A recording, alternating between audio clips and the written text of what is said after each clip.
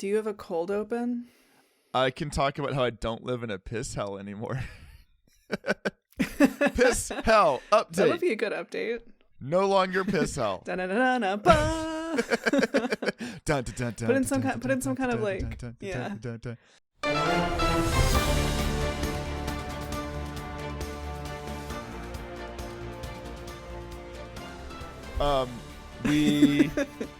We got we got Chicken Nugget spayed, and congrats on having one less organ in your house. Yeah. Or 3, depending on how you want to separate the ovaries from the uterus. My running joke has been pretending that I don't know what it means to spay an animal. Mm-hmm. I've just been telling my wife that they just went ahead and glued her vagina shut. Oh, I hate it. and she's like, that's not what happened. And I'm like, I'm pretty sure that's what happened. But she's done her 1 week of having the cone of shame on, and she only got her hand stuck in it once or twice. Her paw, she would like, because she would get her paw stuck, and you just look over and she's like, help, please help. And then you'd fix it and she'd do it again. But yeah. So you've only had girl cats since you've been an adult. So you might not know this. Except for Macaroni. Macaroni is a boy's cat. Oh, right. Macaroni. Yeah, we now have a boy cat. Yeah, I didn't know this until we got Ruben, but if a boy cat is fixed when they are an adult after they've already like sexually developed, then like, you know, even though you take out the balls, like the scrotum doesn't fully like shrink down, so like Okay. Ruben is fixed, like he's fully fixed, but he's still got like little cheetah balls. He's got his little rump flap. Oh, that's amazing. What does Macaroni do? Okay, so Mac, we've already talked a little bit on this podcast. Fans of the podcast will know that our big orange cat Macaroni is like the least phased by anything I've ever seen from an animal. Like, he just doesn't care. He does what he wants to do, and that's great. That's why today's word is nonchalant. Yeah. So 2 things he does. I'm kidding, it's not. It's not. Don't even trip. We'll save that for Don't episode ask. 300. 420, I don't know. Yeah. So one thing he does is every night, when I come to bed, and this is every single night, he's usually either sleeping on my wife or sleeping on the cat tree in our bedroom, and I'll give him some pets, and then I'll lay down in bed, and I'll just hold my left arm up out of the covers, and wherever he is, he'll get up, come over to me, get his face right up against my face, and then flop over inside my armpit. Aww. And cuddle with me and like chew on my chin for a little bit and then fall asleep. And so he just cuddles with me, and like he likes to sleep on his back with his feet up in the air like a scared possum, just tucked up in my stinky armpit. Aww. So that's our nightly routine. And then the other thing, he doesn't do this with me, but he does do this with my wife, is he really likes, and I'll send you some pictures later, Frankie. He really likes to climb underneath the blanket that my wife is wearing, like laying under, and sleep completely covered underneath the blanket, like flopped around her feet or upside down. And like every now and then he'll get too hot because he's this long-haired cat, and he'll like come poke his head out the side or something. But he just likes to be beblanketed, which is why the word of the day is beblanketed. Beblanketed. Beblanketed. Adjective. To be underneath a blanket.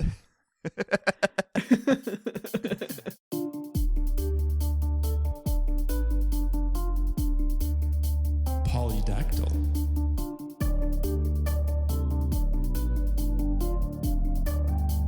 Vociferous.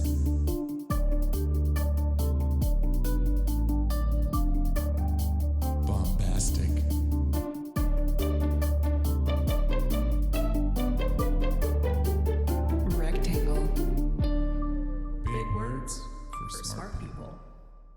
Hey, it's Big Words for Smart People. the only podcast that makes dumb guys smarter and smart guys more smarter. I'm Frankie. My pronouns are they, them. I'm Eric. My pronouns are he, him. Hi, Frankie. Eric. He, him. Hi, Frankie. How are you? I'm feeling great on this day. On this on this day that you're listening to the podcast, presumably Wednesday, moments after it came out. No, this is live. This is a live broadcast. We're coming to you live from Monday inside your phone. Monday morning, and it's weather outside. For real though, the weather in Berlin has been absolutely gorgeous for the past couple of days. It's been like 60 degrees and sunny, so I've been walking around outside with a beer. I feel more like a person, more like a human being than I have in probably 6 months. It's crazy. That's how it was in North Carolina over the weekend as well. It was like we hit 71 yesterday, which means That's that great. I mean, it's great because like my child needs to be outside. He has to be outside, and he hasn't been able to be outside. Your sibling has to be outside. Yeah, and it turns out I actually probably need to be outside too. But like we did like his quiet time outside because he doesn't take naps anymore. We did quiet time, and I was like, all right, buddy, so check it out. I'm gonna work on gridding my cross stitch. You can just play. I'll sit on the back porch, and you can I'll open the garage. You can just play. He spent like an hour and a half. He would go into the garage. You'd hear cartoonish levels of clanking and clattering and stuff falling over. And then he'd come scooting out of the garage on a scooter and do that for 5 minutes and then go back into the garage. And then he'd come back out again later with a shield and sword, and he'd pretend to fight things. And it was amazing.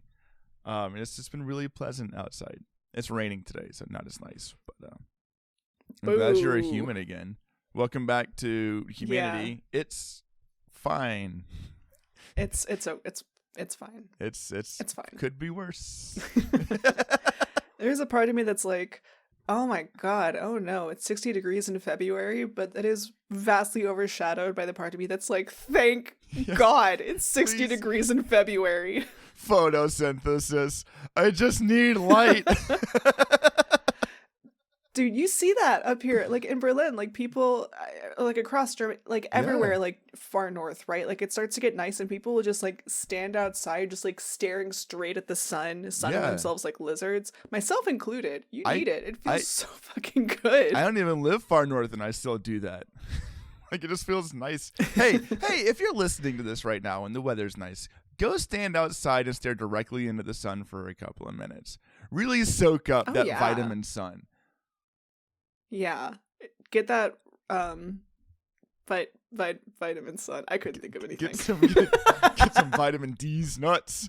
Oh, we did it. Pete the cat says never look directly at the sun, so make sure you use proper eye precautions. But also, go get you some sun. Pete the cat. Who the what? Okay, prove to me you don't have a child in one phrase. Who is that, Daniel Tiger? No, it's Pete the cat. It's essentially Daniel Tiger, but he's like a blue cat, and he plays guitar, and he says things are groovy. And you've got to have please take me out of the dad spiral. Do you have a word? Oh, I have a word. Word. Yeah, go for it. I have a word today that's going to transport you through space and time. oh boy. The word I brought for us today is lenticular. Lenticular. Lenticular. Lenticular. Lenticular is an adjective. It can mean a couple of different things. First of which is having the shape of a double-convex lens. Or relating to lenses. Okay. Cool. It also comes from the same, or maybe it's related to lentils, because lentils are lens-shaped. Okay. And I did not look up whether lentils came first or whether lenses came first, but they are related. Dude. So if you're a lentil fan and a glasses wearer, you have one thing going on in your life. It turns out. I've been craving lentils so bad. I don't really. It's a weird crave. I've been craving like lentils or beans and rice So I made chicken bog last night, which was pretty good, but I'm still craving like rice and beans.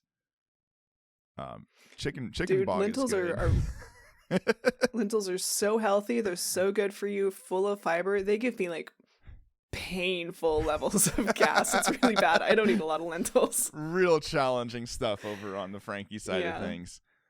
Yeah, it's like lentils are like I only have lentils if I'm cooking and I'm not going to go anywhere. Oh, that makes sense. I get that. Yeah. But the definition of lenticular that I want to focus on today is provided with or utilizing lenticules. Okay. You know what everybody knows what a lenticule is. I don't even have to explain it. Yeah, it's like if you're like your partner you have multiple partners. But they're all lentils. But they're all beans. I'm in a lenticule. It's complicated, but we have fun. Lima bean. So fava bean. Chickpea. So lenticules are little teeny tiny corrugations or grooves in an image. They're usually like embossed into an image. And they're the thing that makes it so that sometimes you look at an image and the image is just a horse, and then you turn the image slightly and the horse is winking at you. Yeah, that's a lenticular image. Lenticular stickers that like it's two pictures all at once, and like if you wiggle your head back and forth. Yeah, you can get 2, maybe even 3 or 4 pictures, depending on how lenticular you want your picture to be. Yeah. Or how many things you can fit on the cover of your elementary school student planner. Golly. It's like you knew where I was going next. Oh, no. Did I? Did you get the Cooper scoop? Yeah.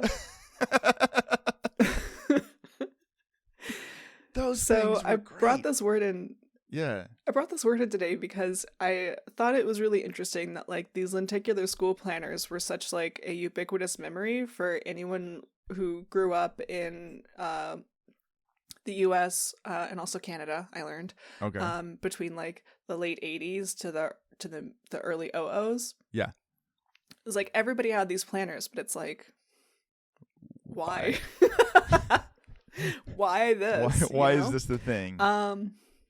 Yeah, so I did some research. I was gonna ask you. I have theories, but I wanted to know what you've learned. Mm-hmm. My first thought is, as a former teacher and a parent, and as a parent who is terrified of lenticular stickers coming into the house because my child really likes to just scrape his fingernails on them because it makes this like great grating sound. I can't imagine. Yeah, you can pretend to be a DJ. I can't imagine the oral hellscape of being a teacher in those classrooms, and you've got 16 kids going on the top of the. I remember all that of their first day you get journals. your planner, and everybody has to spend like 45 minutes just like. It's the worst. I spent a lot of time trying to make both pictures show up at once.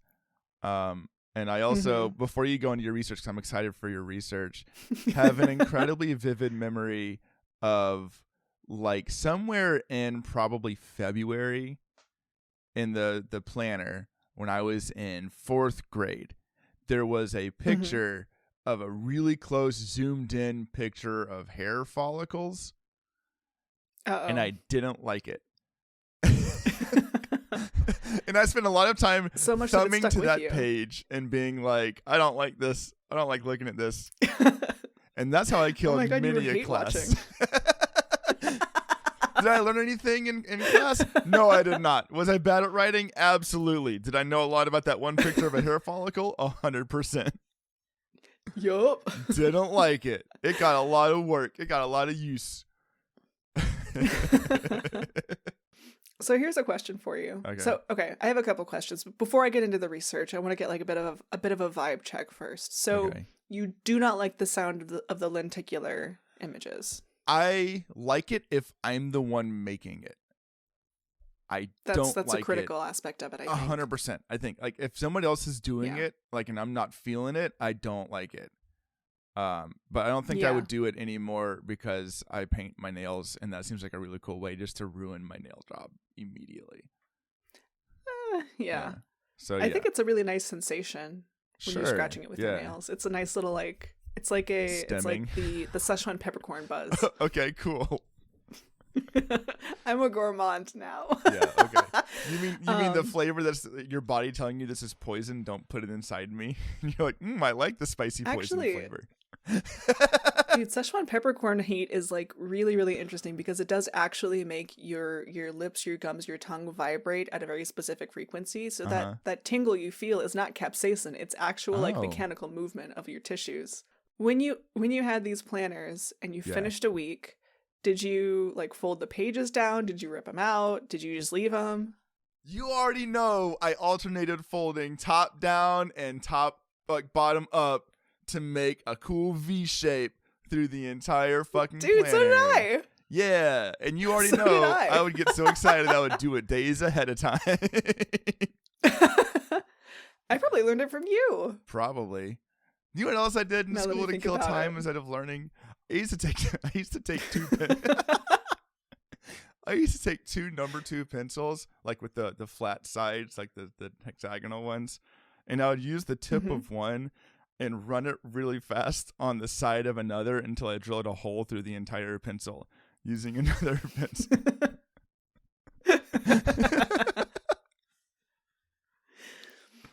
Dude, shit like that is, I think, why you are an educator now. Because I didn't learn it the first time. I mean that. Just like yeah. Like you get what it's like for the kids who Don't.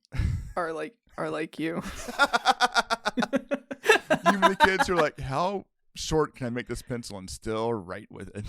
Time to go sharpen my pencil for the 14th time today. I can't wait until band class when we can watch the first 25 minutes of The Sound of Music. All right. Oh my god, that happened to you too? It was that or the beginning of Jurassic Park. We didn't get to do Jurassic Park. It was just the first 25 minutes of The Sound of Music every single week. Well, they only had like 3 movies. I've never seen the end of that movie. Me neither. I know the first half of it, though. You could tell how cool the sub was if they came back with which movie. on the big black TV rolling cart. Yeah. Oh, well, that's ubiquitous. Oh, yeah. For those of y'all who do not know us, like, Eric and I are about 4 years apart, which by, like, elementary school kid standards is, like, millennia. So, like, I'm genuinely, like, really surprised at how many experiences we had were, like, just that it was similar. The same thing. Yeah. We went to the same elementary school, though, so how many times had that music teacher seen The Sound of Music is what I want to know. Listen, I would bet computer had a actual money. And we that had if we to dug through pause the and back jump back in rooms of the to old avoid some kind library of weird disjointed at our non sequitur elementary school, I'm you could find a dusty, I'm also worn-out gonna let copy Frankie of The Sound of tell Music in a you faded something about this clamshell case. episode that they meant to say and then forgot to say, and then decided they wanted to tell us this while, like, I don't know, eating or something, and just being a real sloppy boy. So here's that audio, and then after that, back to the show. I gotta add something to the end of my episode, just real briefly, or somewhere in it, which I can do now, I guess. Today's order was suggested by my wife. Everybody say thank you, my wife.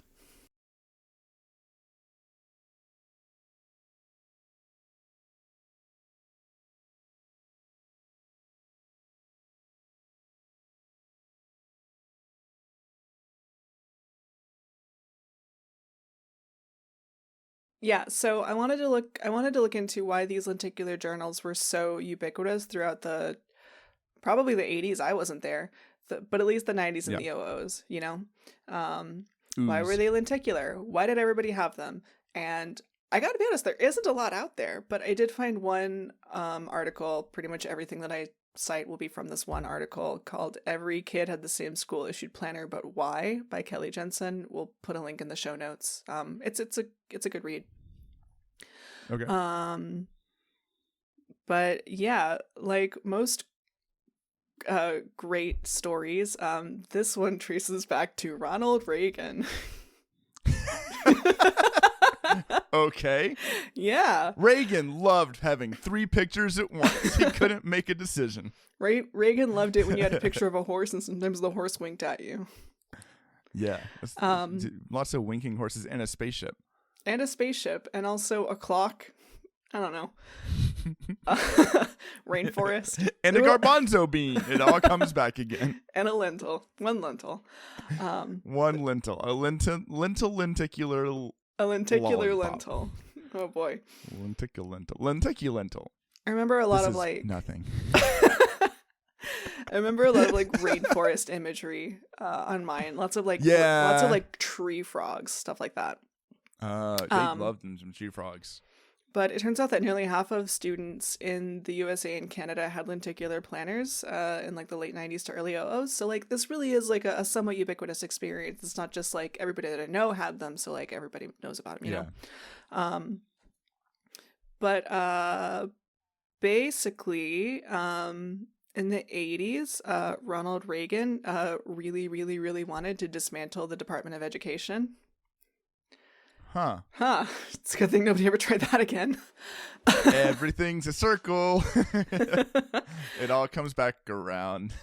And in order to justify this stupid plan, he made a commission to look into the quote unquote like degradation of the American education system.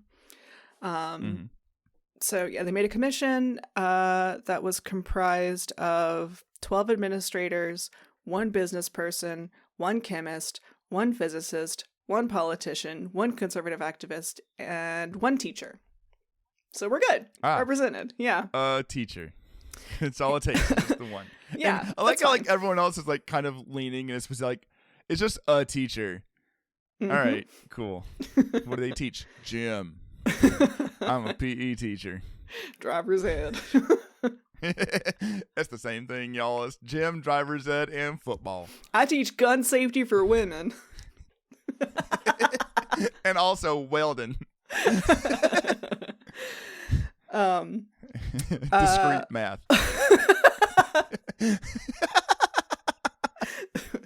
Taekwondo and quantum mechanics. I teach you how to solder, and I teach you how to run football plays, and I teach you how to do pi division. And I teach you how to interpret Elizabethan poetry. I can anyway. Discrete math was the math class for not math people. It was great. Okay, so he's got his fucking super friends ready to go to dismantle the education system. Yeah, he's got his idiot super friends, and in 1983 they made a report called "A Nation at Risk," which was deeply unscientific. Educators themselves were like, "This is horse shit." Let's see. This is quoting directly from the article.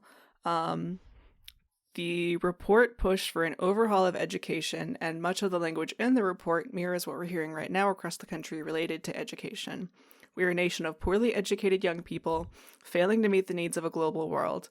There is an emphasis on how America has lost its way in terms of the purpose of school. Because schools became too invested in personal, political, and social problems, the institutions were failing to do their job of educating. Schools were wasting time and money on issues that were to be addressed in-home with the parents. That all sounds very familiar. We're all becoming we've a whole heard bunch that of exact like thing liberal snowflakes. said again. Yeah, whatever. They're putting take everything that's not school out of schools. They're putting Except litter boxes God, in the I guess. classrooms. Right. Yeah. Don't teach the student, teach the subject. Okay. But interestingly enough, A Nation at Risk ultimately flipped Reagan's initial goals of getting rid of the Department of Education, still quoting, and instead spurred a movement pushing for a more rigorous set of standards students needed to meet. And this is how we wind up in situations where like there was more emphasis on like standardized tests and more emphasis on more rigorous and complex assignments. And given the complexity of assignments and the quantity of assignments, which was also further worsened under the Bush administration, of fucking course, kids had more homework, more complicated homework. Boo Reagan for giving kids homework. And this hey y'all, real quick, it doesn't work. All homework does is continue to exacerbate disparities between people who go home to have a space at the home where they can do work at home and those who go home to environments that is not conducive to working from home, and further punishes kids who already don't have the same opportunities as other kids. Stop doing homework. Carry on. Well, if you wanted to do well in school, you really should have considered that before having a bad home life or a busy home life or an unsafe home life. It really, like, you should have considered that. Yeah. Come on, people. So basically, since school was getting so much more complicated and so much more difficult, and there was so much more to keep track of at home, kids needed planners. I'm going to quote again. Enter Sharon Powers. Sitting at her kitchen table in 1985, Sharon began to design an agenda book. It was for Central Catholic Junior/Senior High School in Lafayette, Indiana, where her son attended. When she created the planner, dubbed the Nightline, Powers realized she'd done something pretty unique and immediately created prototypes of a similar agenda for several other schools. There was the West Lafayette Docket, the Harrison High School Barn Door, the McCutcheon High School Maveranda, and the Lafayette Jefferson High School Broncho Board. Don't know what that means. Powers found herself a market and officially launched her school datebooks business in Lafayette, Indiana. And she's credited as the person who really launched the idea of these like school planners across America, but Canada did it first. Oh, interesting. Yeah. In 1983, an extremely similar planner was launched. You know, this was two years earlier. An extremely similar planner was launched by Premier Planners of Canada, which still exists, now rebranded under Q Power Planners. Sharon Powers Planners also still exists. They're now called, what the fuck are they called? School Date Books. So all these companies are still here, and they're still making planners, and they're not lenticular anymore. Well, then they're not fun. What's the point if they're not lenticular? Do they still have creepy pictures of hair? They do still have creepy pictures. You researched that, right? Okay, cool. I didn't look into the hair. I'm sorry. I didn't have the proper context, but they do still have creepy pictures and like weird collages on the front. So that's why students had planners in the 90s and the 00s. I don't know if they still do. Yeah. I'm in my 30s and I don't have children. It doesn't show up as they're not as cool as they were. They're not like 90s flavor blasted like they were when we were in school. They don't let kids with those kinds of artificial colors anymore. Exactly. Now they're boring and functional. I used to be kind of excited to get my planner. Me too. Not because I was going to use it the right way, but they used nice paper in it that felt good to hold in your hands and go and wiggle around. Mm-hmm. You know, and then they were like spiral bound, right? Usually. Yeah. Always, the cool thing about a spiral bound planner is, after about 2 months of being crammed into a backpack by a 12-year-old boy or 10-year-old boy, the pages start slipping off the top, and that spiral gets absolutely ruined. And so it becomes a really fun wrestling activity every time you have to open up to a specific page, because everything is folded and bent in weird ways, and it's just not going to be accessible at all. I always liked how the spiral bound gave you some contrast against the buzzy sound of the lenticular front. You could have like the you could go crazy. You could have like I don't know music words. The high part be the lenticular front, and then the low part be the spiral Trouble binding. In the bass. Yeah. Treble, bass. That's it. All right. You played music. Not well. You didn't do band. I didn't do band. Well, I only took guitar lessons for 9 years and then never practiced. Ever. Okay. Here's this though. The cool thing about this. You ready for this one? The cool thing about the spiral binding is that it would catch on the stretchy, reusable book covers you had on top of your math and English books that you'd put on there, and then got bored in class and started coloring in between the zebra stripes, but then got bored because your marker ran out. And you used that for 4 years until it got holes in it, and then you had to replace it with a brown Kroger bag that you'd wrapped around the book cover. Did you ever? And now you don't take textbooks home. Did you ever color in between the lines and the zebra stripes in your book only to find that your marker had bled through? Because that happened to me like 3 or 4 times. At least once. Probably more than once. Mm-hmm. Like, Mom, I gotta buy another English book. It's happened again. Oh, my mom's gonna kill me. No, it's fine. Listen, there's a very real chance, knowing the way our school worked, that when your marker bled through the zebra print onto the book, it bled on top of my previous markings that had bled through the zebra print onto that book. See, that's the thing. You never could tell. Even noticed. You never could tell if You it was can't your tell. zebra Someone print or the else zebra noticed. print to the kid in front of you. It was always so harrowing when they're like, "This is a brand new book," and I'm like, "Don't give me that. Don't tell me. Please give me one that like Charles the Greater chewed on last year. Like, I don't need." Sorry, is that a king, Charles the Greater? Well, no, there were 3 Charleses in the school. There was Charles the Greater, Charles the Lesser, and Charles. Jenkins. Kind of like I was Eric S, and there's Eric F and Eric B. There were And more Erics in your the grade? 3 Erics. Dude, it was me, Eric F, and Eric B, and we were Eric S, Eric F, and Eric B through like the entirety of our K-12 careers until around junior year, when Eric F started going by his last name because he played sports, and no one talked to me, so they didn't have to say Eric S. That's for the best. Nobody can fucking say our last name. Getting back to the Fine. planners. Some people hate the way Lenticular feels, and I have to imagine elementary school was hell for them. I did find a lot of like Reddit posts that were like, does anybody else hate the sound of lenticular images? Which, that sucks if that's you. It's not me. Yeah, Travis McElroy from the McElroy brothers hates them, and they still had lenticular stickers for a while. And he's like, "These are horrible. You should get one, but I hate them. Get them out of my house." Please take them away." So, getting back to the saga of the lenticular planners.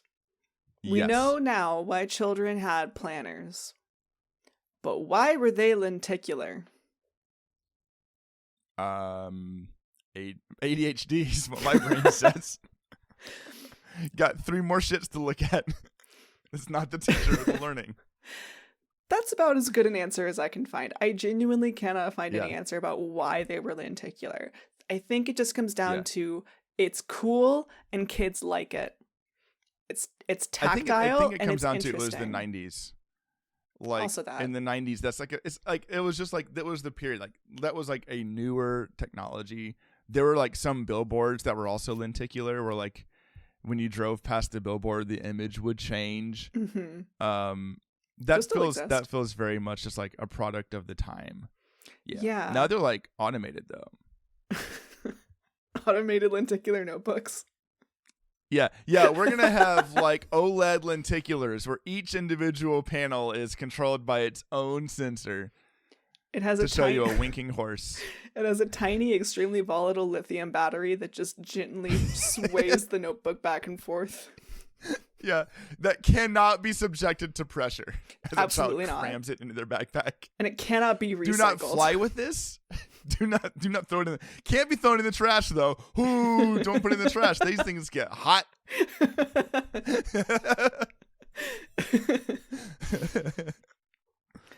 Ooh, lenticular. That's fun, man. Yeah. What a good jaunt down memory lane. I hope you learned something.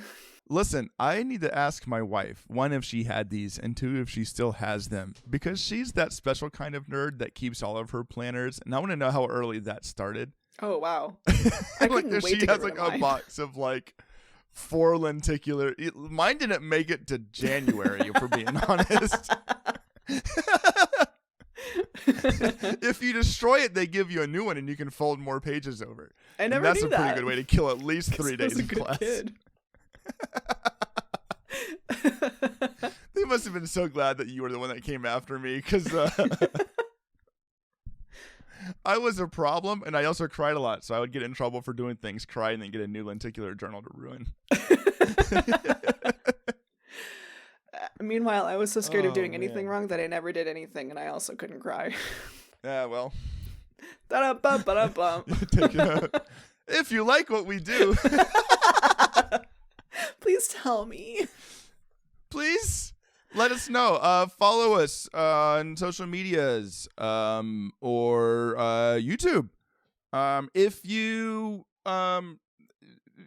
like what we do, tell your friends. Send them like a, hey, here's a YouTube video. Put it on in the background. It's like 30 minutes of these two dingbats talking. They don't say anything important, but it's great background noise. Let me be your white noise, baby. Sometimes they accidentally say something funny, or they do bits. Pay just a little attention to me. Not a lot, just a little. Please don't perceive me too much. But if you want to vaguely perceive us, join our Discord. There's a link in the show notes below. There's also an email address. If you want to be the first person to ever suggest a word to us via Second person. email. Nico already did it. That wasn't by email, though. That was Discord. Thanks anyway, Nico. And it's her suit, and we'll do that at some point. We'll do Nico, it. I promise. Yeah. It's coming. We got you, Nico. We're edging the her suit episode. Ew, that's gross. That'd be nasty. Hey, gross. Tell me about the bees. Whoa, check out that picture of bees. If you move it a little bit, then the bees wave at you and they wink, and also they're smoking a big joint. Our bees are made by lava salmon. You can find more Someone's from like holding up their phone like, no, Whoa! it doesn't. Whoa. You gotta believe. if you subscribe to us, it activates a lenticular effect in the phone. It only works if you're subscribed and you also join our Discord and you send us an email and you tell 5 friends. Yeah, and you give us $5 buy me a coffee. Patreon tier 1 includes Lenticular B. Lenticular B PNG. Hey, Frankie. Woo! Yeah. Lenticular planner. I barely even lenticular newer. Oh my god. Podcast done. We hope you have a really lenticular week.